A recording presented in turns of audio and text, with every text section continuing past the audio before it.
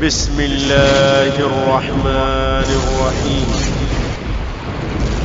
والصلاة والسلام على من بعثه الله بشيرا ونذيرا وداعيا إليه بإذنه وسراجا منيرا.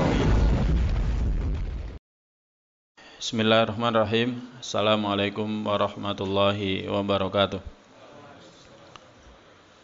Innal hamdalillah nahmadullah wa nasta'inuhu wa nastaghfiruh wa nastahdi wa na'udzu billahi min syururi anfusina wa min sayyiati a'malina.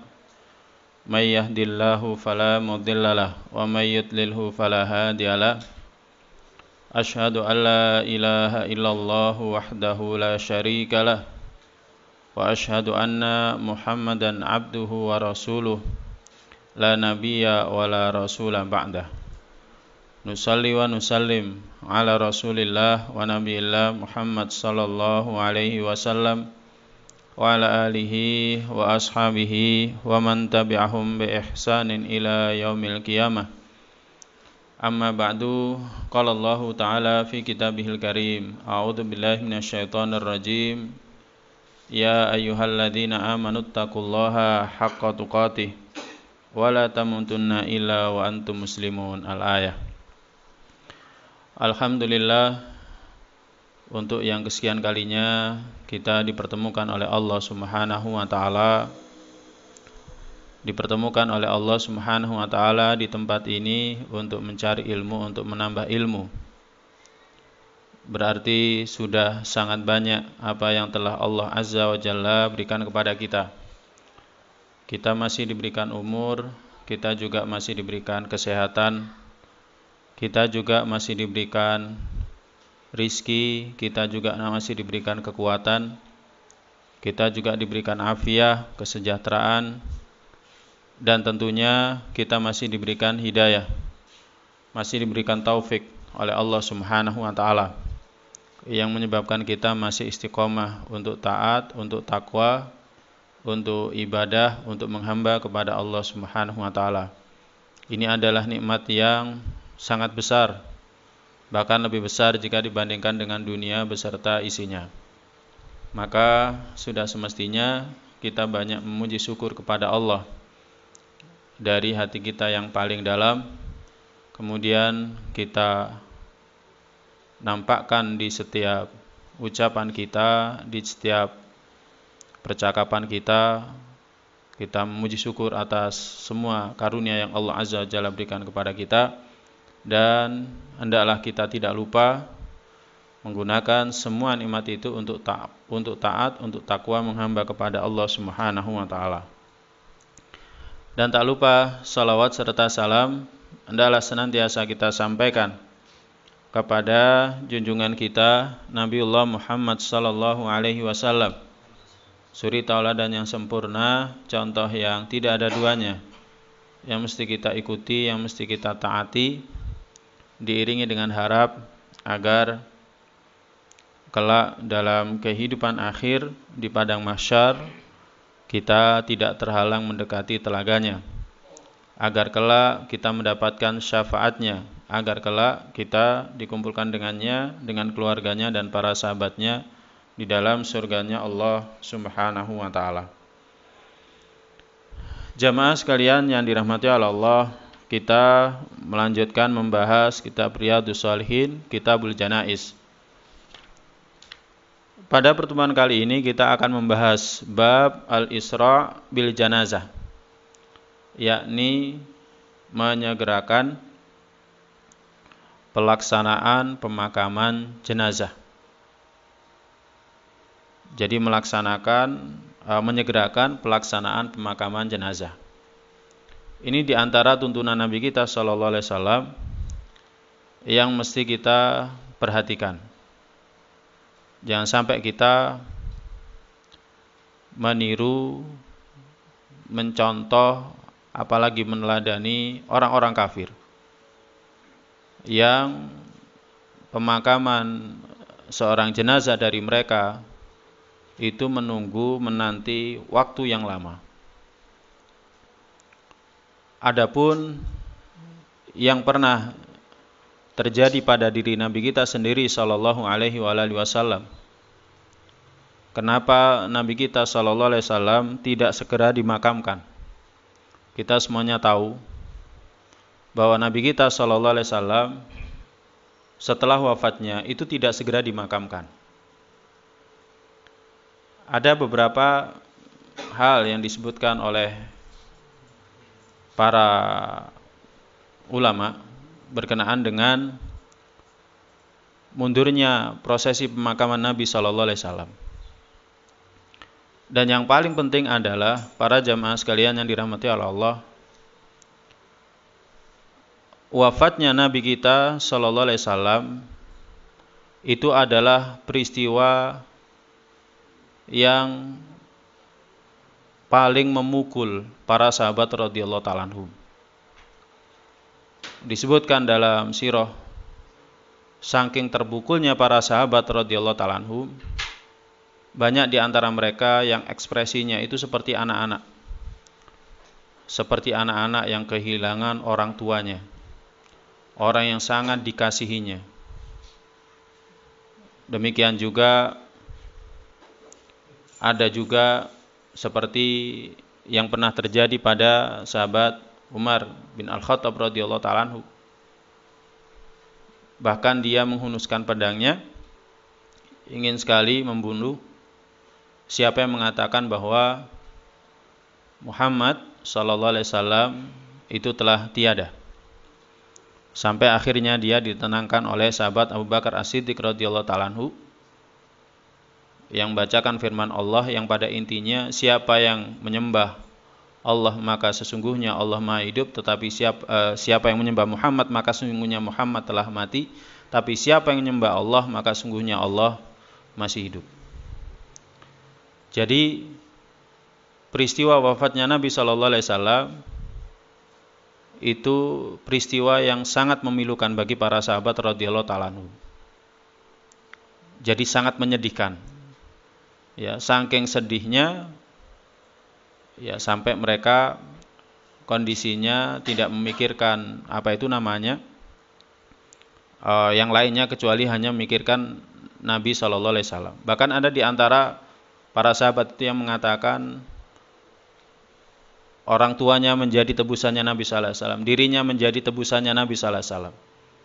Artinya kalau perlu Nabi tidak usah wafat, yang wafat mereka sendiri, bukan Nabi sallallahu alaihi wasallam. Nah, seperti itu. Nah, jadi terlambatnya pemakaman Nabi sallallahu alaihi wasallam itu dikarenakan kondisi ketika itu sangat memilukan bagi para sahabat radhiyallahu ta'ala anhum. Tetapi dengan peristiwa ini, sebagian ulama berpendapat boleh mengakhirkan pemakaman jenazah, tetapi maksimal 3 hari. Karena itulah yang dilakukan para sahabat radhiyallahu ta'ala anhum kepada Nabi sallallahu alaihi wasallam.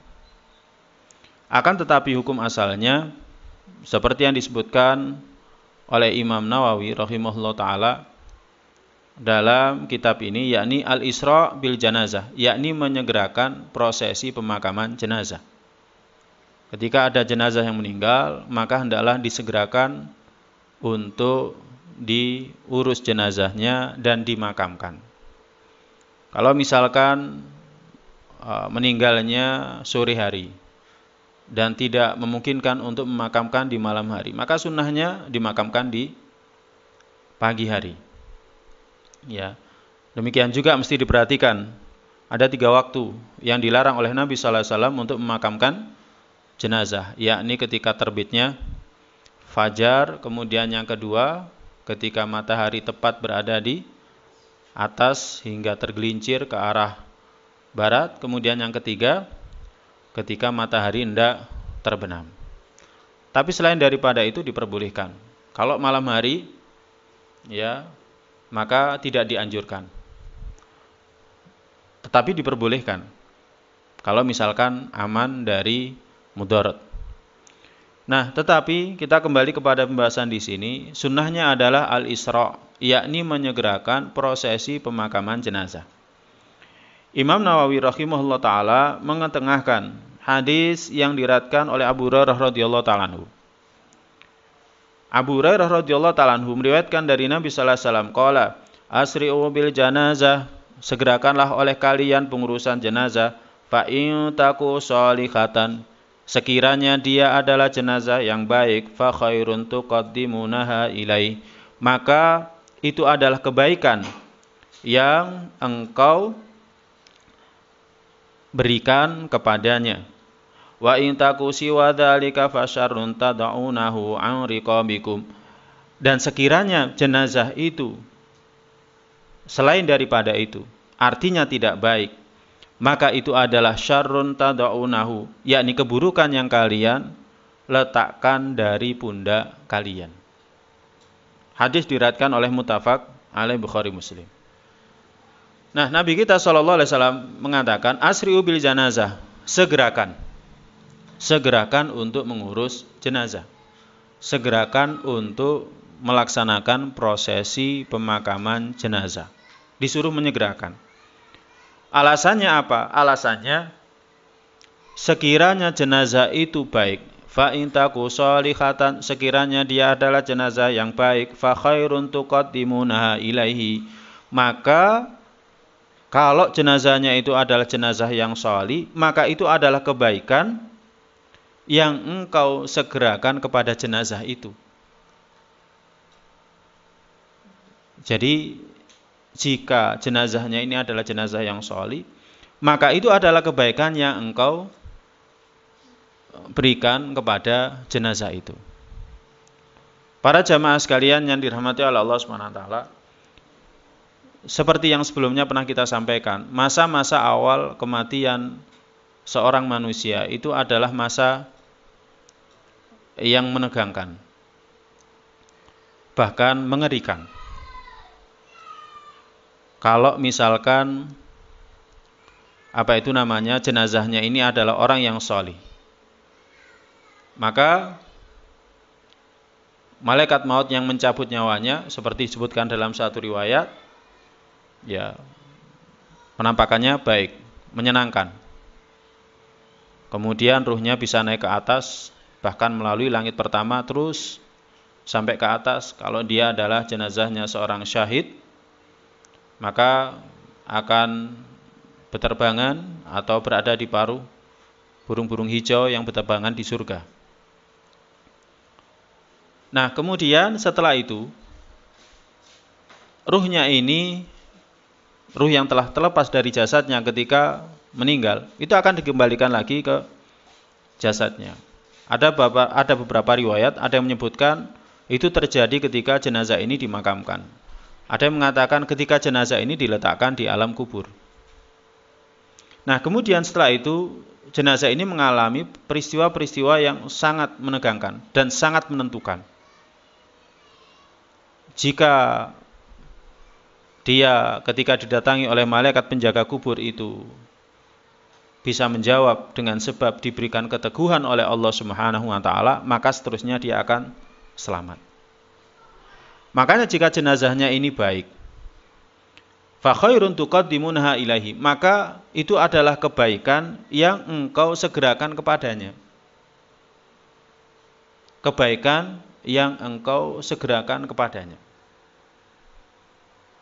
Makanya dalam satu riwayat disebutkan ketika jenazah orang yang soleh ini telah berhasil menjawab pertanyaan malaikat penjaga kubur, dia meminta kepada Rabb-nya, ya Rabbi aqimis sa'ah likai arji'a ila ahli wa mali.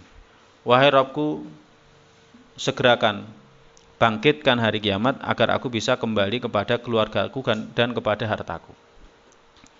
Jadi pada prinsipnya, kalau jenazahnya ini adalah orang yang sholih, maka hakikatnya kita menyegerakan jenazah ini mendapatkan kebaikan.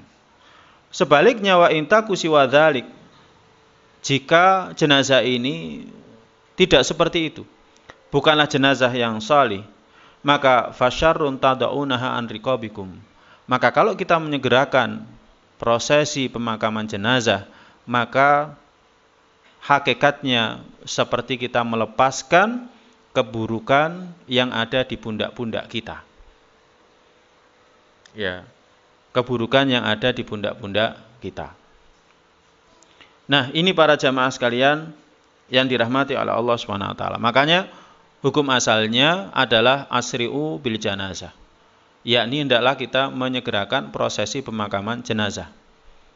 Tetapi Nabi kita sallallahu alaihi wasallam tidak hanya sekedar merintahkan asri'u bil janazah untuk segera melaksanakan prosesi pemakaman jenazah, bukan hanya itu, tetapi disebutkan ilahnya, disebutkan alasannya.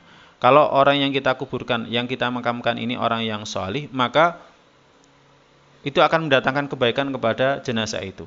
Dan sekiranya jenazah ini bukanlah orang yang salih, maka ketika kita menyegerakan jenazah, maka kita melepaskan keburukan yang ada di pundak kita. Nah, ini ikhwatal iman jamaah sekalian yang dirahmati oleh Allah Subhanahu wa taala. Apa pelajaran yang bisa kita ambil dari hadis ini? Yang pertama, istihbabul isra fi dafnil janazah. Anjuran untuk menyegerakan memakamkan jenazah. Jadi dianjurkan, ya, dianjurkan. Asri'u. Kata-kata asri'u artinya segerakan, ya, mengandung apa itu namanya? Makna wajib, karena perintah berarti wajib. Kalau tidak dikerjakan maka berdosa. Ya, tetapi tidak hanya sekedar dengan hadis ini kita memahami, tapi kita juga memahami dengan apa yang dikatakan atau yang dilakukan oleh para sahabat radhiyallahu ta'ala anhum. Karena sahabat radhiyallahu ta'ala anhum adalah sebaik-baik manusia di kalangan umat ini. Ya, sebaik-baik golongan di kalangan umat ini. Sehingga kita mesti meneladani mereka. Nah, di mana ketika mereka tidak menyegerakan prosesi pemakaman Nabi Shallallahu Alaihi Wasallam, maka itu pun juga menjadi teladan bagi kita. Oleh karena itu, di antara ulama ada yang berpendapat sekiranya diperbolehkan mengakhirkan, maka batasan maksimal adalah 3 hari, sebagaimana yang dilakukan para sahabat terhadap jenazahnya Nabi Shallallahu Alaihi Wasallam. Kemudian pelajaran yang kedua, istihbabul masyi bisur'ah, anjuran berjalan dengan cepat. Inda hamliha, ketika memikulnya.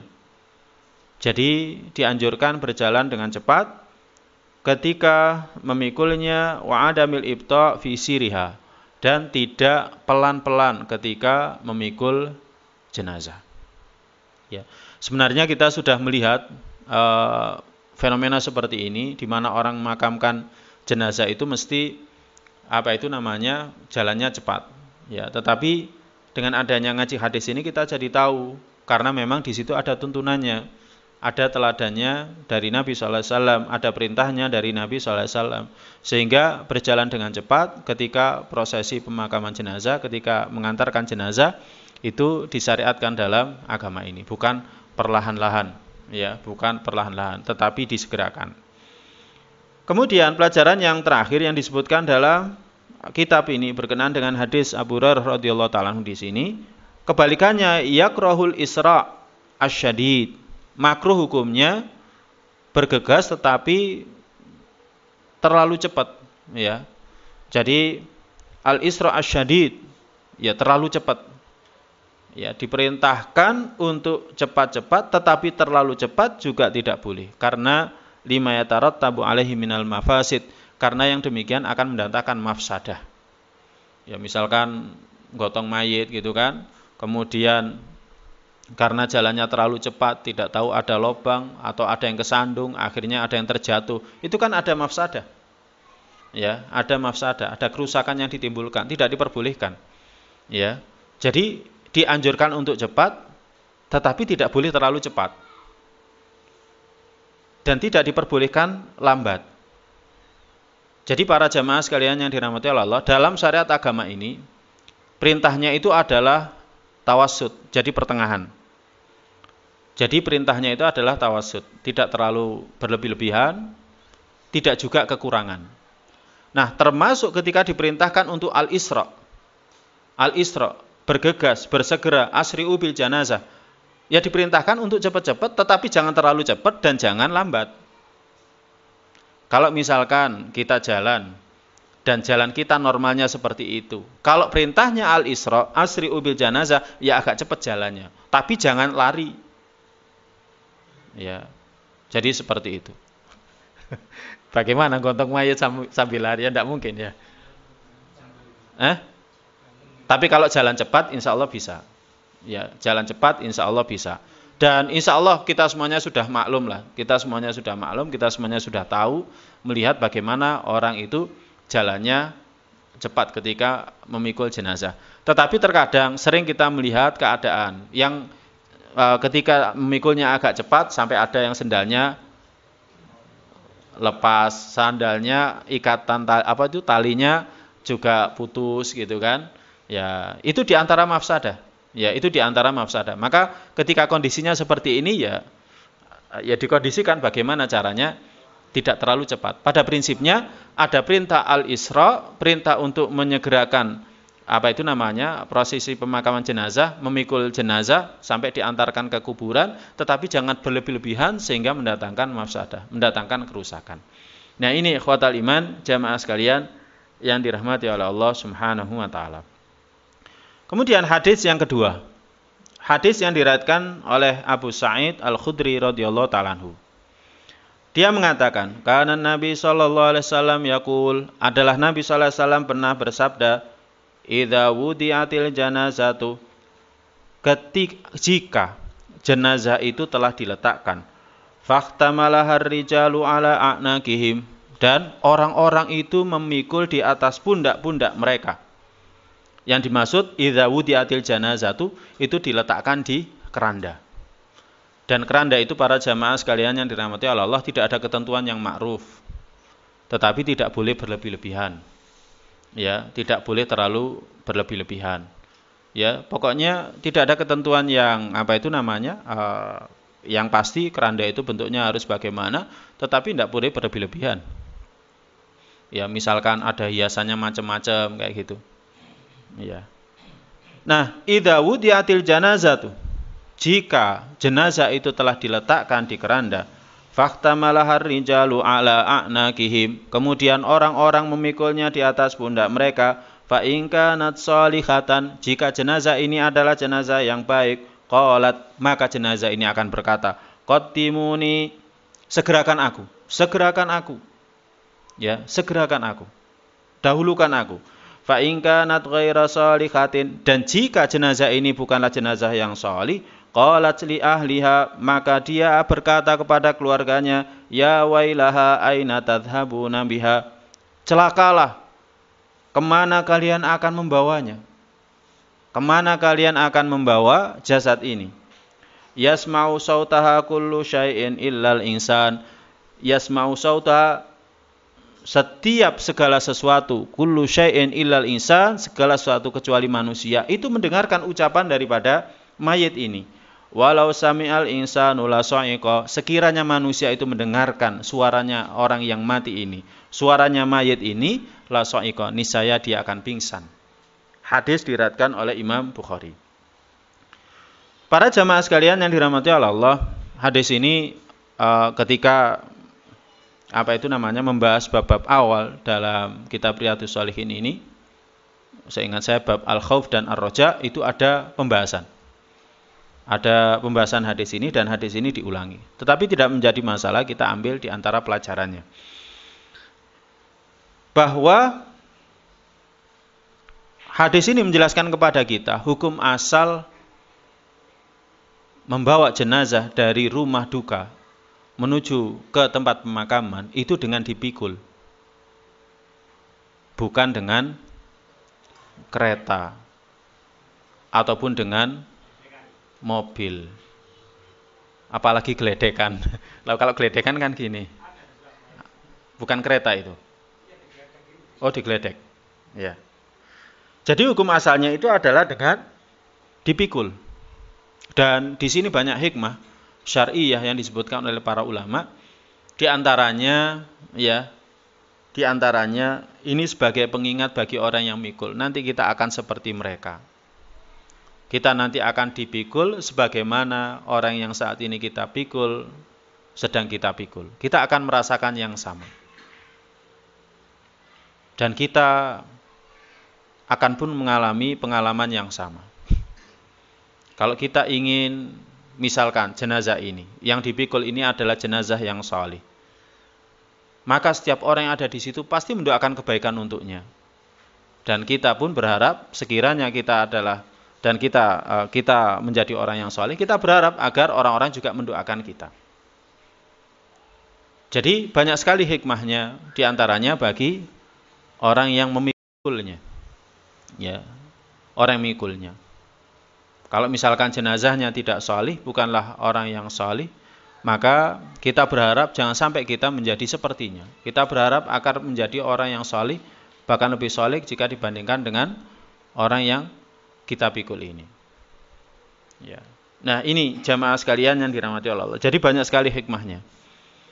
Dan sekiranya diperbolehkan pada masa Nabi SAW memikul mengantarkan jenazah dari rumah duka ke pemakaman, ke tempat di mana seseorang itu dimakamkan, diperbolehkan misalkan dengan geledekan atau dengan alat transportasi apa, niscaya pada masa Nabi juga akan dilakukan yang demikian, tapi pada kenyataannya tidak. Tetapi memang ada kondisi yang tidak memungkinkan untuk memikul jenazah ketika didapati rumah duka itu jauh dari pemakaman. Ya, jauh. Seperti di daerah perkotaan besar. Di daerah perkotaan besar itu biasanya ada tempat atau ada taman, ada makam umum yang orang dari banyak kecamatan itu bisa memakamkan jenazah kerabat mereka itu di tempat itu. Ya, tidak seperti di desa atau di kota-kota yang kecil, di mana di setiap desa di situ ada pemakaman tersendiri, sehingga memudahkan bagi penduduk yang ada di situ, ya kan, untuk memakamkan kerabat mereka yang meninggal di dekat tempat itu. Tapi kalau di perkotaan kadang tidak seperti itu, sehingga untuk memakamkan itu butuh perjalanan yang jauh ke tempat itu, sehingga diperlukanlah namanya alat transportasi. Ada yang pakai geledekan, kalau jauh pakai mobil jenazah. Ya, dalam kondisi-kondisi yang darurat seperti ini, maka menjadi tidak masalah. Tetapi semakin kita mengikuti sunnah Nabi SAW, maka semakin baik. Dan memang para jamaah sekalian yang dirahmati Allah, yang mesti diperhatikan. Dampak mudaratnya ketika memakamkan jenazah dengan menggunakan alat transportasi. Akhirnya salah satu sunnah Nabi itu ditinggalkan. Orang yang meninggal itu kan disunahkan untuk dimakamkan di tempat dia meninggal. Ya kan? Disunahkan untuk dimakamkan di tempat dia meninggal. Ketika dia meninggalnya di daerah A misalkan, ya dianjurkan dimakamkan di daerah itu. Bukan di daerah asalnya gitu kan. Kemudian disandingkan dengan keluarganya. Ya, ini menyelisih sunnah Nabi Shallallahu Alaihi Wasallam. Ini para jamaah sekalian yang dirahmati oleh Allah Subhanahu Wa Taala. Jadi seperti itu. Jadi dampaknya dengan berkembangnya alat transportasi ini ada di antara sunnah Nabi yang ditinggalkan, yakni sunnah memakamkan jenazah di tempat di mana dia meninggal. Allah Ta'ala bishawab. Ya. Tapi memang seperti pada masa sekarang, ada orang sakit kemudian dibawa ke rumah sakit yang ada di Surabaya, di Malang, kan tidak mungkin memakamkan di Surabaya ataupun di Malang, ya enggak.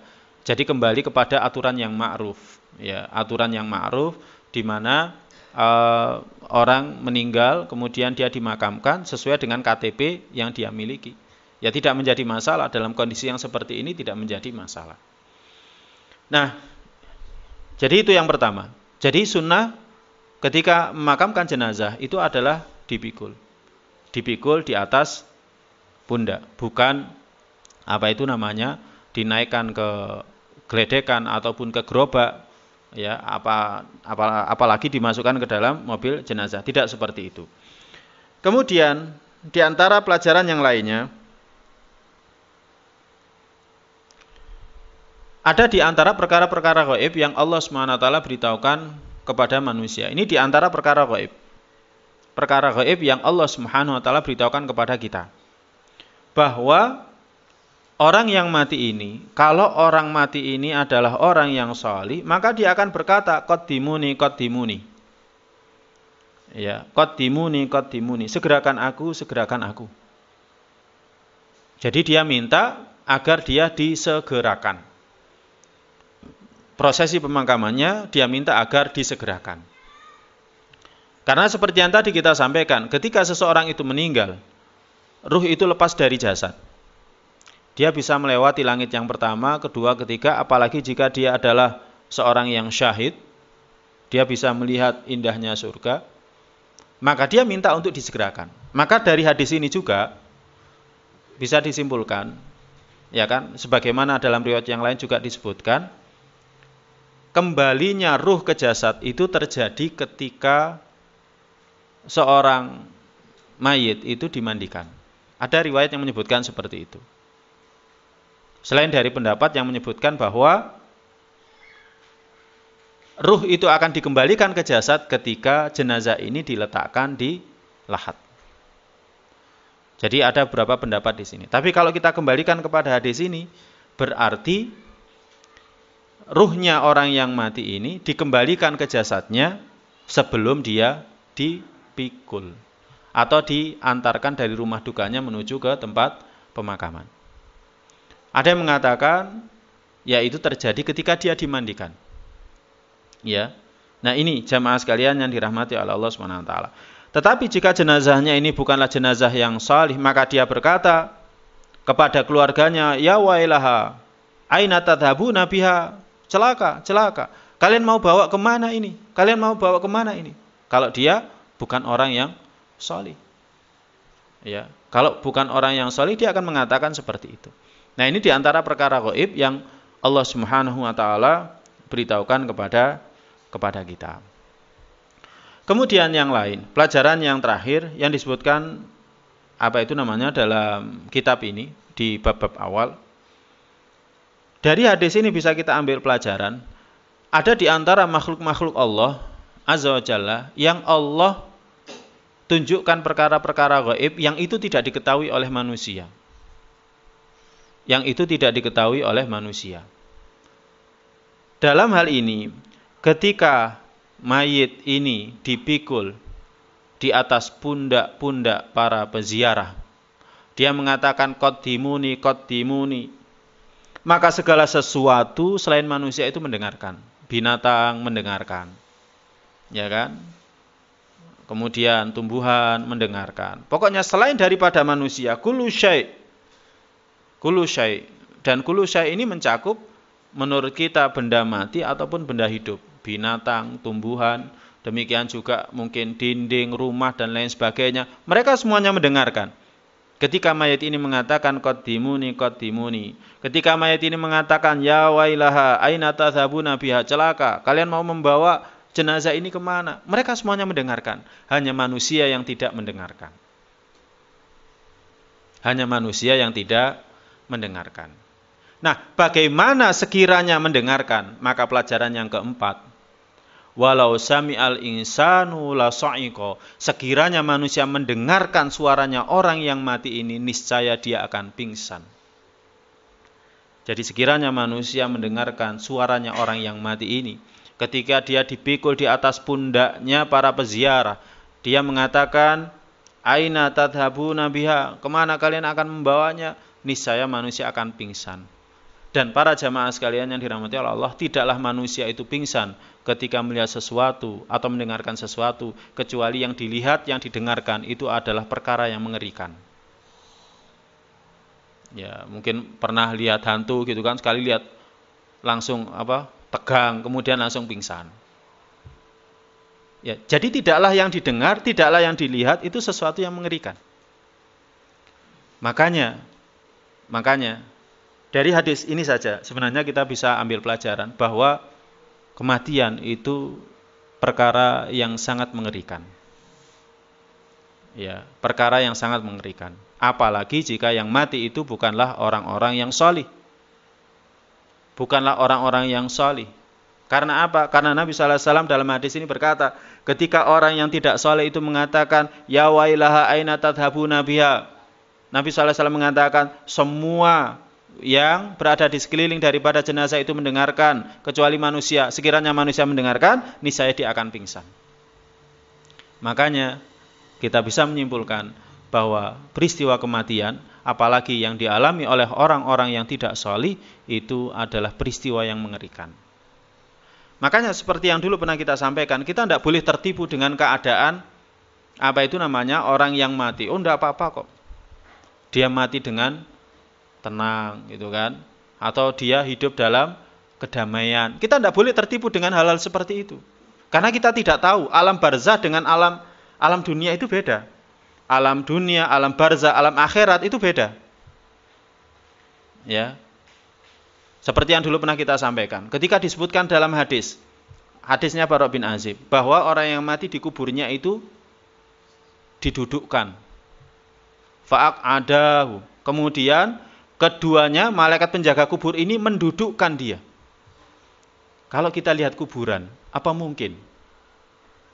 Lahat itu kan memanjang gini kan. Kemudian jenazah itu kepalanya berada di arah mana? Di arah utara, kemudian ditempelkan. Kemudian di belakangnya ini dikasih apa? Bantalan. Kemudian ditutup. Menurut logika,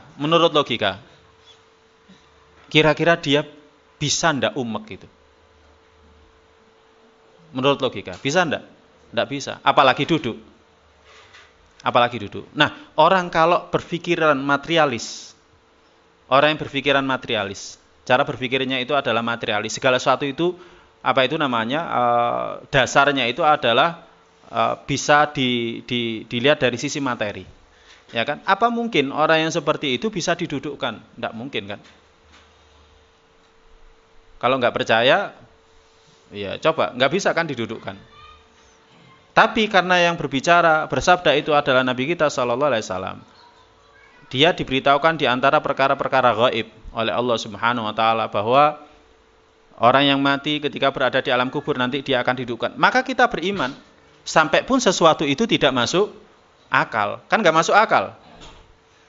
Nah, terhadap orang-orang yang materialis, yang cara berpikirnya berpaham kebendaan. Kalau enggak percaya, ya gunakan logika seperti ini. Kalau enggak percaya, coba sampean yang mati nanti rasakan. Kira-kira bisa didudukkan atau enggak?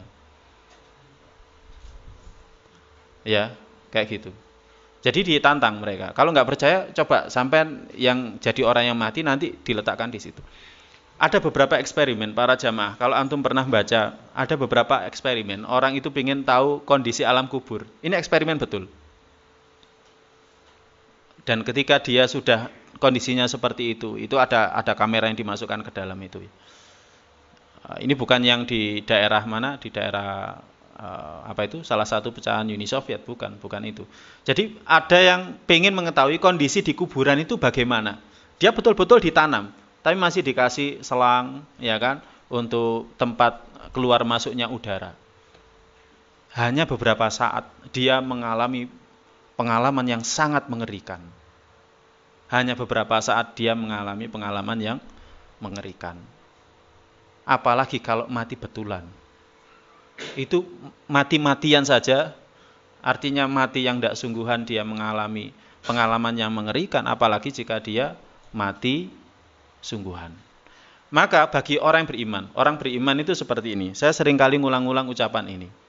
Orang beriman itu belum tahu ngerinya kematian, tapi dia percaya kematian itu ngeri. Dia belum pernah melihat siksa kubur, tapi dia beriman siksa kubur itu ada dan ngeri. Itu orang beriman. Ya. Dia belum pernah melihat neraka, dia belum pernah melihat surga, tetapi dia yakin surga dan neraka itu ada. Itu orang beriman.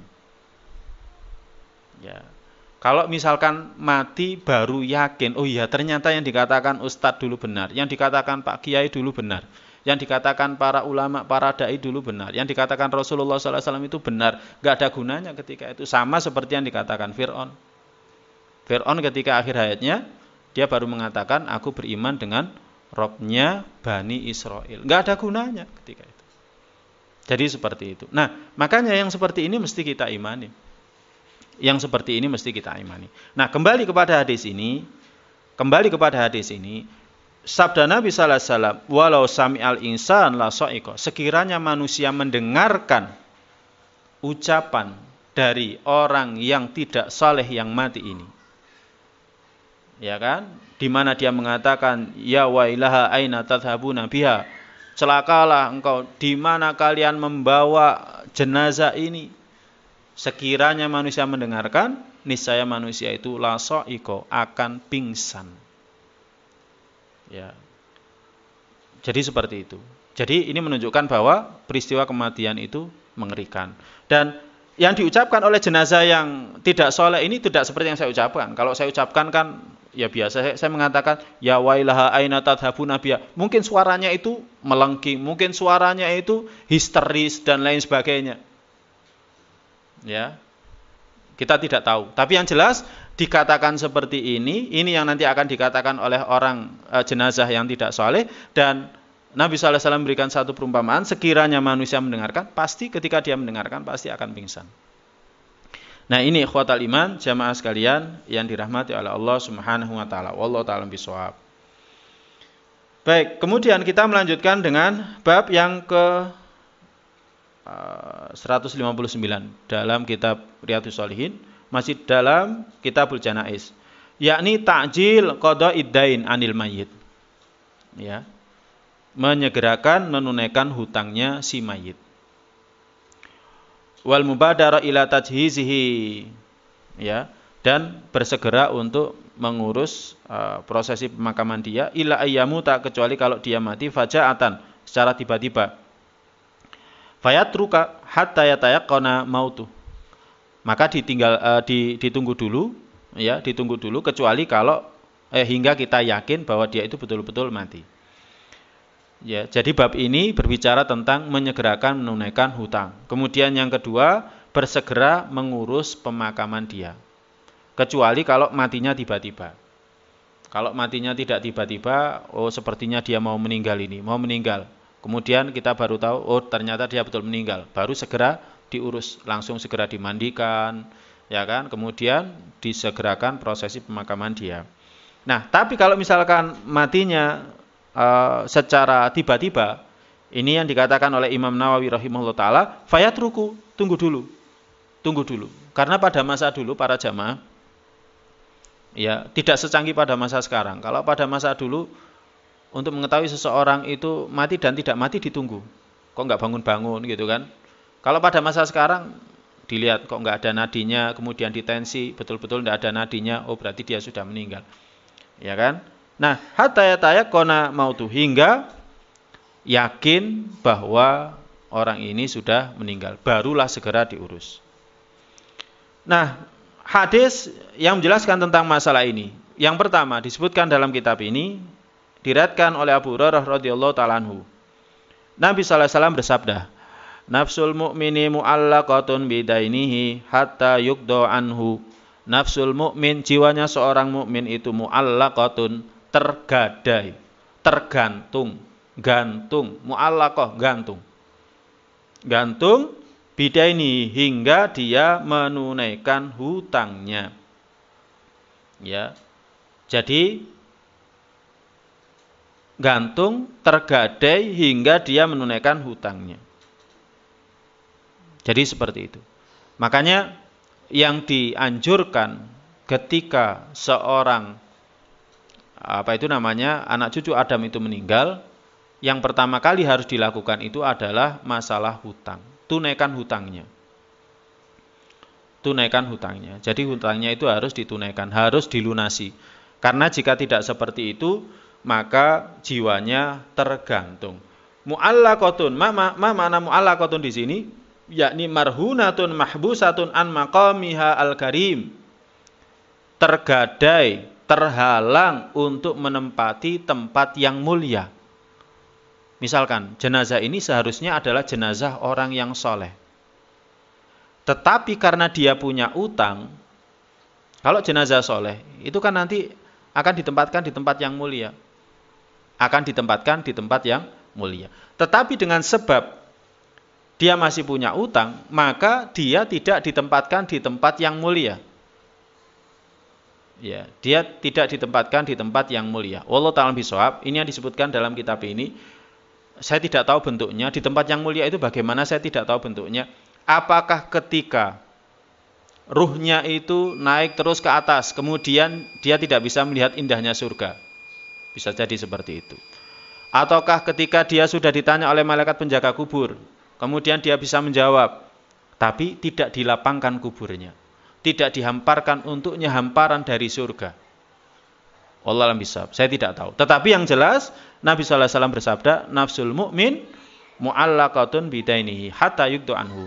Jiwa seorang mukmin itu tergadai, tertahan, terhalang untuk ditempatkan di tempat yang mulia hingga dilunasi hutangnya. Makanya para jamaah sekalian yang dirahmati Allah, yang harus dilakukan oleh ahli waris pertama kali itu adalah dari hartanya dia membayar utang-utang si mayit ini. Bagaimana kalau misalkan utang si mayit ini dibayar oleh anaknya? Boleh saja. Boleh saja. Dan anak ini dapat pahala birrul walidain, berbakti kepada kedua orang tua. Tetapi tidak boleh anak ini bilang gini, saya tak bayar utang dari harta saya, tapi nanti saya tolong dikasih bagian waris yang lebih banyak. Tidak boleh. Tidak boleh. Ya. Jadi sebaiknya yang dilakukan yang pertama itu adalah dibayarkan utangnya dari harta si mayit. Nah, para jamaah sekalian yang dirahmati Allah, kalau di masyarakat Arab itu gampang. Itu gampang. Yang sulit itu di masyarakat Indonesia. Karena apa? Ketika pasangan suami istri itu menikah, di sini itu ada pemahaman seperti ini. Hartamu, hartaku, hartaku, hartamu. Sehingga sulit dibedakan. Mana hartanya suami, mana hartanya istri. Jadi mana hartanya suami, mana hartanya istri. Tapi gampangannya seperti ini akhirnya. Ketika suaminya meninggal, istrinya yang bayar hutang. Tidak menjadi masalah. Ketika istrinya meninggal, maka suaminya yang bayar hutang. Tidak menjadi masalah. Yang seperti itu tidak menjadi masalah. Tapi kepada masyarakat Arab, ya kan? Ketika seorang wanita menikah dengan seorang laki-laki, maka dia ikut suaminya. Ya kan? Dia tidak memiliki apa-apa kecuali yang diberikan oleh suaminya. Dan yang diberikan oleh suaminya itu adalah harta istri itu sendiri. Sehingga ketika istri ini meninggal, dia punya simpanan dari harta yang diberikan oleh suaminya. Maka bayar utangnya itu dari harta itu. Nah, ini para jamaah sekalian yang dirahmati Allah. Tetapi tidak menjadi masalah. Kalau misalkan suaminya bayari utangnya istrinya, istri bayari hutangnya suaminya, tidak menjadi masalah. Pada prinsipnya, jiwa seorang mukmin akan tertahan, tidak ditempatkan di tempat yang mulia sebelum hutangnya itu dibayarkan. Kemudian setelah hutangnya dibayarkan, apa yang dilakukan?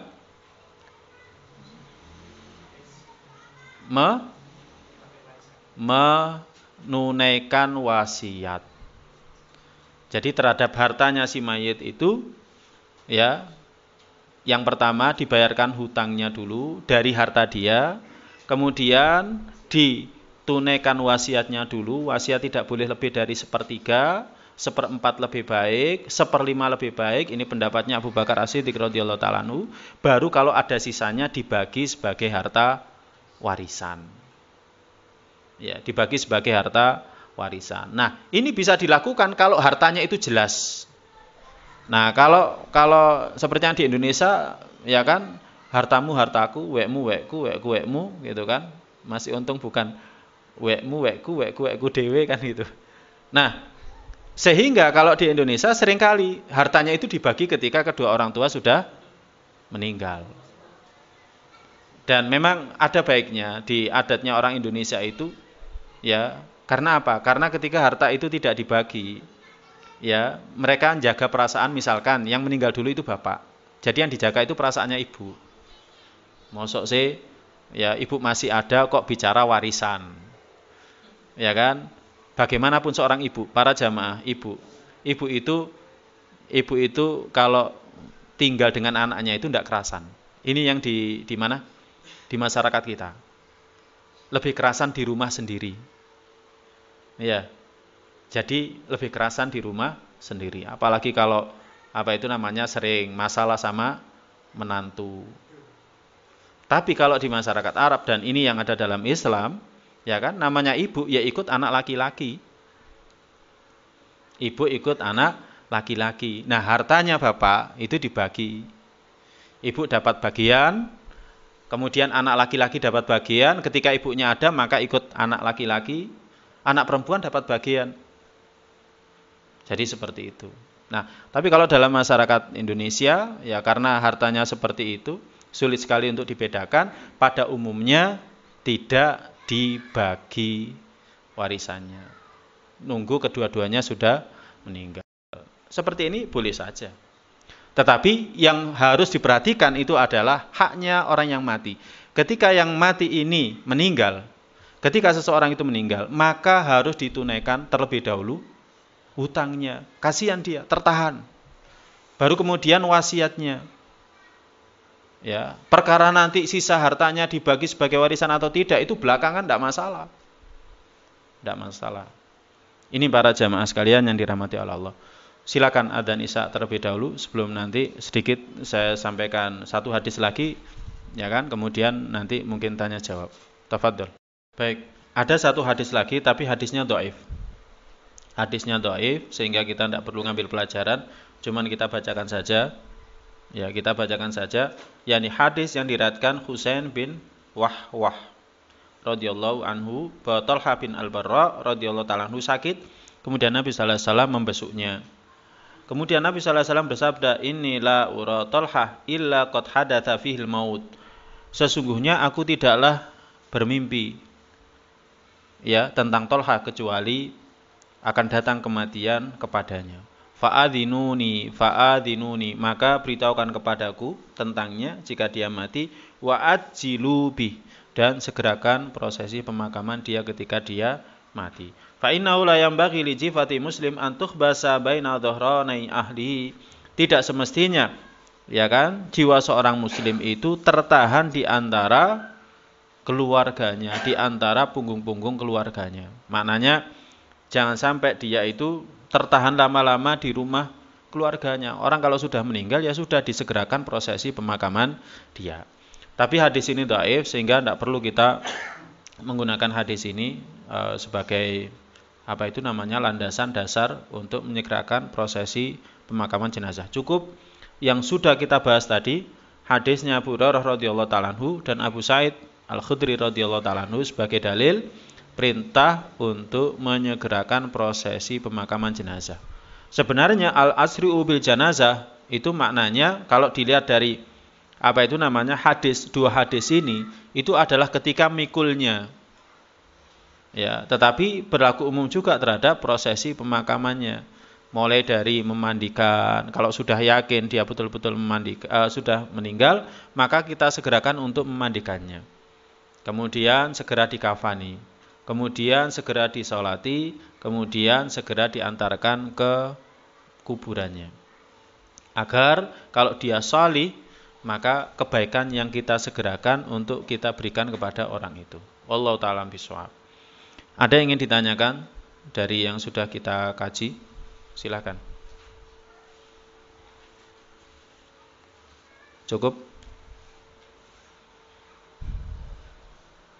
Mafhum nggih? Kalau cukup, kita cukupkan sampai di sini. Insyaallah pada pertemuan yang akan datang akan kita bahas bab yang lain. Kita akhiri dengan doa penutup majelis. Subhanakallahumma bihamdika asyhadu an la ilaha illa anta astaghfiruka wa atubu ilaik. Ada sesuatu yang lupa. Ya, doakan. Hari Sabtu di sini ada pengajian enggak? Antum ada pengajian di mana gitu? Jam berapa? Maghrib.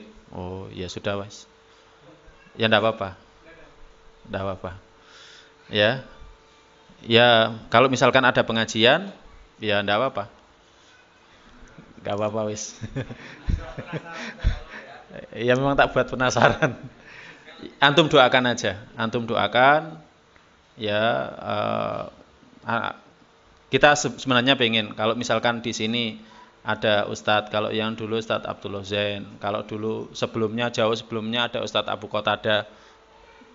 Setelah itu ada Ustadz Khalid Basalama pernah mampir ke sini. Ya kita pengen ada ustadz-ustadz besar yang bisa mampir ke sini lah. Ya. Ya tapi nggak tahu. Saya cuma tanya kalau hari Sabtu ada pengajian atau enggak gitu loh.